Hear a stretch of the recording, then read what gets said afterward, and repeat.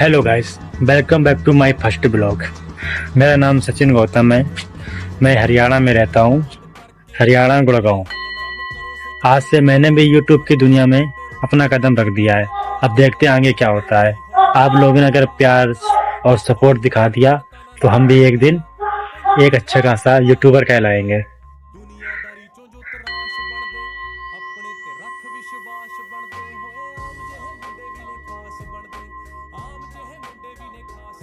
ये देखिए, मैं यहाँ पर रहता हूँ। जितनी ये सारी बिल्डिंगें बनी है ना, ये सरकारी बिल्डिंगें हैं।